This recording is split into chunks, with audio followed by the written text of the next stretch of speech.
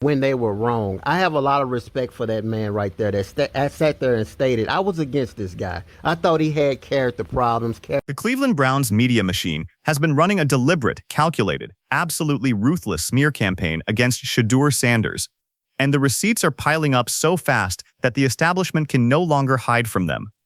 Jeremy Fowler, one of the most prominent voices in NFL reporting, has been out here publicly weaponizing Shedeur's draft position.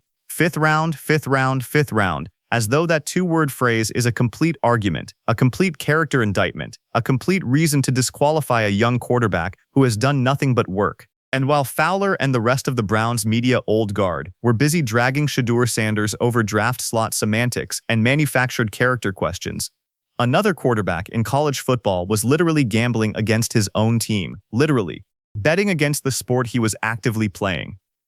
And somehow, the conversation about character keeps landing on Shedeur.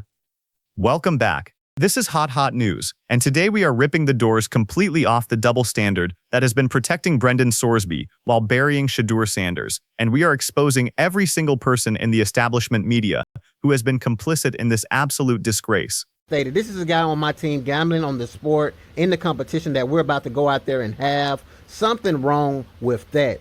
Somebody gambling on a sport they're playing, you don't think there's Let me tell you exactly what is at stake here, because this is not just a story about a quarterback competition in Cleveland. This is a story about how the NFL media apparatus decides who gets grace and who gets a scarlet letter, and how the answer to that question has almost nothing to do with what happens on the football field. Shedeur Sanders came into the 2025 NFL Draft as one of the most scrutinized prospects in recent memory.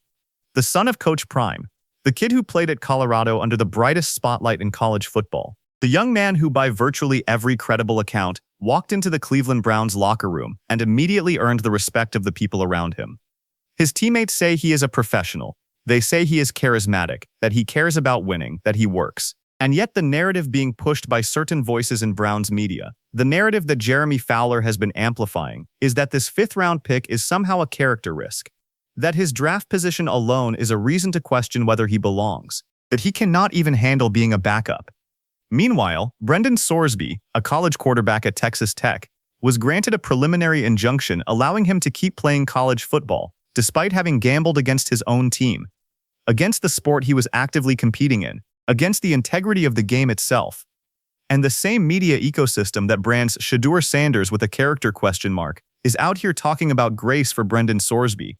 Sit with that. Sit with it for a long moment, because the contrast is so glaring, so undeniable, so catastrophically unfair that it demands to be named out loud. When they were wrong. I have a lot of respect for that man right there that sat there and stated, I was against this guy. I thought he had character problems. Let us document exactly what happened here, piece by piece, because the evidence is damning and it deserves to be laid out with surgical precision. Former NFL star LeGarrette Blount, a man who played the game at the highest level, who understands what a locker room needs, who has real credibility on this topic, came out and publicly stated that he has seen enough from Deshaun Watson and that he is fully on the Shedeur Sanders train. He said Shedeur provides a spark to the offense. He said Shedeur plays with a chip on his shoulder, the kind of fire that comes from being told by an entire draft process that you are not worth a first-round pick despite the fact that everyone watching knows otherwise.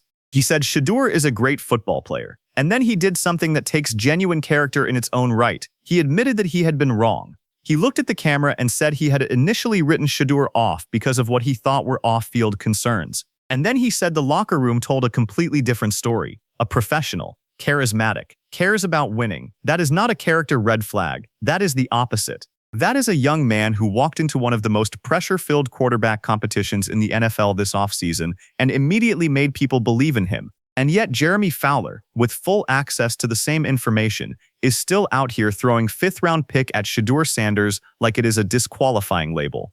Still questioning whether Shedeur can handle being a backup. Still feeding a narrative that the evidence on the ground does not support. Head coach Kevin Stefanski and the broader Browns coaching staff has been watching this competition bounce back and forth throughout OTAs and minicamp. One day Deshaun Watson looks like the answer. The next day Shedeur takes a snap that makes the room go silent in the best possible way. Todd Monken, the offensive coordinator, has been publicly non-committal because the honest truth is that both quarterbacks have shown they can play winning football. That is not a condemnation of Shedeur Sanders. That is a testament to the fact that a fifth-round pick has gone into that building and competed so hard that the coaching staff genuinely cannot dismiss him. And the media is framing that as inconsistency on Shedeur's part, as doubt, as a reason to keep the character questions alive. Don't take my word for it on how blatant this double standard has become. Here is what LeGarrette Blount said on camera, in his own words, about the people who were pushing the character narrative on Shedeur Sanders. Stated, this is a guy on my team gambling on the sport in the competition that we're about to go out there and have. Something wrong with that. Somebody gambling on a sport they're playing, you don't think there's... He said it, with cameras rolling. He stated plainly that he was against Shedeur Sanders, that he thought Shedeur had character problems and character issues, and then he admitted he was wrong. He admitted it, and the reason that moment matters so much is because it proves that the character narrative surrounding Shedeur Sanders was never grounded in evidence. It was assumption, it was bias. It was the kind of lazy thinking that attaches itself to a young black quarterback with a famous father and a draft position that the establishment decided meant something it does not mean. LeGarrette Blount had the integrity to correct the record. Jeremy Fowler has not. Let me be entirely clear about what Jeremy Fowler's continued use of the fifth-round pick framing actually represents. It is not analysis. It is not reporting. It is narrative maintenance. It is the deliberate, repeated reinforcement of a story that makes Shedeur Sanders smaller than he is, smaller than what the people who have actually been in the building with him say he is. And the reason it keeps happening is because the establishment media has a vested interest in the story they already told. They told you Shedeur was a reach. They told you his character was questionable. They told you a fifth-round pick should know his place. And now that the evidence is contradicting that story at every turn, they are not correcting the record the way LeGarrette Blount did. They are doubling down. They are finding new angles. They are asking whether Shedeur can even handle being a backup, as though that is a serious question about a young man who has been professional, hardworking, and well-regarded by everyone inside that locker room. This is the conversation that television refuses to have. This is the part of the story the press release skipped. The media covering the Browns has access to the same practices, the same locker room, the same coaches, and what they are choosing to broadcast and what the people inside that building are actually experiencing are two completely different realities. Now let us talk about Brendan Sorsby. Because this is where the double standard becomes not just glaring but genuinely outrageous. The kind of outrage that should make every single person watching this video stop and demand an explanation from the people who run NFL and college football media. Brendan Sorsby, the quarterback at Texas Tech, was found to have gambled against his own team, against the sport he was actively playing, against the competition he was suiting up for. Let that sink in. A player was betting, actively wagering money on outcomes in the very games he was participating in. And the response from the establishment media, from the people who have been hammering Shedeur Sanders over a draft position and manufactured character concerns? Grace. The word they used was grace. Andrew Berry, the Cleveland Browns general manager, was asked about Sorsby, because remember, Todd Monken had been publicly anti-Sorsby just weeks before. And Berry's response was a thoughtful, measured, almost therapeutic framework about whether someone is a bad person or just made a bad decision, about patterns of behavior versus isolated incidents, about what Sorsby is doing to correct course going forward. And I want to be precise here. I am not saying Andrew Berry was wrong to be measured in his response.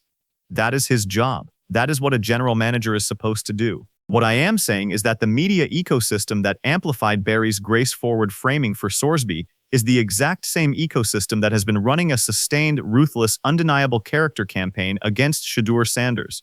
A young man who has not gambled against his own team, has not bet against the sport he is playing, has not done anything remotely comparable to what Sorsby did. The contrast is not subtle. The contrast is absolute. The Big 12 Conference filed a legal complaint in federal court against Texas Tech and the Texas Attorney General, seeking a declaratory judgment and a preliminary injunction to enforce its own bylaws and potentially sanction Texas Tech for its plans to play Sorsby. The Big 12 presidents and athletic directors requested that Texas Tech not play Sorsby. Texas Tech refused. The conference was considering monetary sanctions and a potential ban from the Big 12 championship game. Ross Dellinger of Yahoo Sports broke that story wide open. And yet Sorsby was still on the field, still playing, because a court granted him a preliminary injunction. Because once you take common sense off the table, and the granting of that initial injunction took common sense completely off the table, anything becomes possible. Think about what that means for the integrity of the sport. Think about what it means that a player who was actively gambling against his own team's outcomes was granted legal protection to keep competing. And then think about the fact that the same media infrastructure covering all of this is the one that keeps asking whether Shedeur Sanders, who has done nothing but work and compete and earn the respect of his locker room, has the character to be a starting quarterback in the National Football League. Coach Prime, Deion Sanders, Shedeur's father, one of the most accomplished and respected figures in the history of American football, said something about the Sorsby situation that the establishment media does not want to sit with, because what he said is so brutally honest, so unfiltered, so undeniably correct, that it exposes the entire rotten foundation of the double standard being applied here. He did not mince words, he did not offer grace, he named the thing for exactly what it is. Here is what Coach Prime said. I want you to hear this in his own words. Watch this. He said it. Deion Sanders looked at the camera and said, "Somebody gambling on a sport they are playing, you don't think there's something wrong with that?" Absolutely, there is something wrong with that. That is the verdict. That is the standard. That is what the establishment media should have been saying from day one, instead of talking about grace and patterns of behavior and isolated incidents. Coach Prime called it exactly what it is, wrong. Categorically, undeniably wrong. And the reason his voice matters here is not just because he is Shedeur's father, it is because he played this game. He bled for this game. He understands what it means to line up next to somebody and trust them completely, and what it means when that trust is violated in the most fundamental way imaginable. Because here is what Coach Prime was describing when he talked about a teammate gambling against his own team. He was describing betrayal. He was describing a player who looks his brothers in the eye every single day in that locker room, who puts his hand in the huddle with them, who shares the weight of preparation and sacrifice and physical punishment, and then goes home and bets money that those same brothers are going to lose.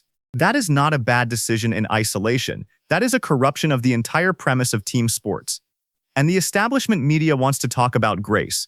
Let me say that back to you so you do not miss it. The media that has spent months questioning Shedeur Sanders' character based on a draft position and rumors that his own locker room has flatly contradicted, that same media is extending grace to a player who bet against his own teammates. That is the reality. That is what is actually happening. And it should make you furious. Now I want to make 3 specific staked predictions about where this entire situation is heading, because the evidence points in a very clear direction, and I want to be on record.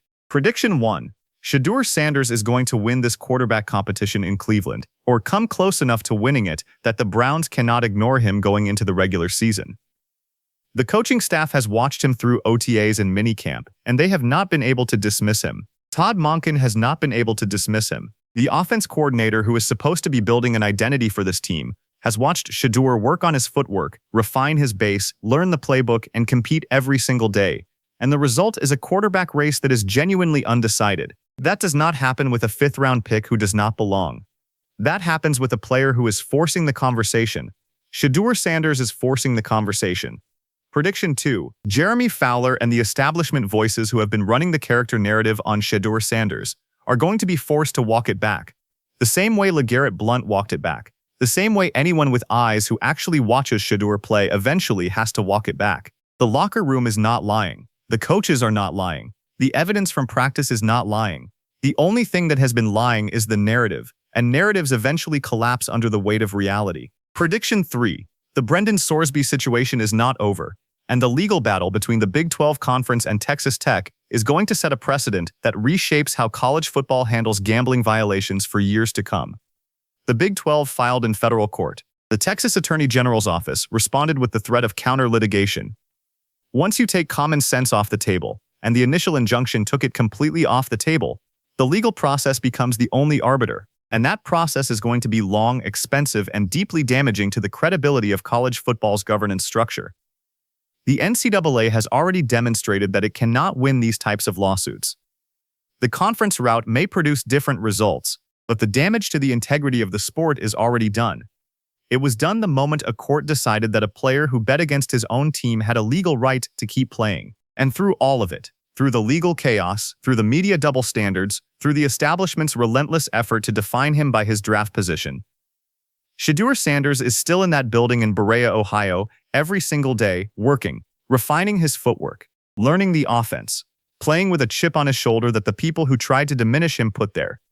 He is not gambling against his teammates. He is not generating legal filings. He is not the subject of conference sanctions. He is a quarterback, competing for a starting job, earning the respect of his locker room, one rep at a time. And the establishment media does not know what to do with that because it does not fit the story they already told. Shedeur Sanders right now today is doing exactly what the doubter said a fifth-round pick cannot do.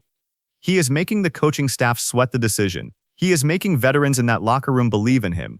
He is playing with the kind of professional focus and competitive fire that LeGarrette Blount, a man who initially wrote him off, had to publicly admit he had been wrong about. That is not a character issue. That is character. Full stop. Before we close, I need to ask you a direct question, and I want you to answer it honestly in the comments below. Do you believe that the Cleveland Browns media establishment, and specifically the voices amplifying the fifth-round pick character narrative on Shedeur Sanders, would be using that same language, that same framing, that same relentless pressure if Shedeur did not have the last name Sanders? Or is the double standard you have watched play out in this video proof that the establishment decided who Shedeur was before he ever took a snap in a Browns uniform and has been working backwards from that conclusion ever since? Drop your answer below. Tell me whether you think Shedeur wins this competition. Tell me whether the grace being extended to Brendan Sorsby would ever be extended to a player in Shedeur's position. The comment section is open and I am reading every single one. If this video gave you the receipts you needed, hit that like button right now and make sure you subscribe to Hot News and ring the notification bell so you never miss the moment we hold the establishment accountable. We are not done with this story, not even close. This is Hot News, and we will see you in the next one.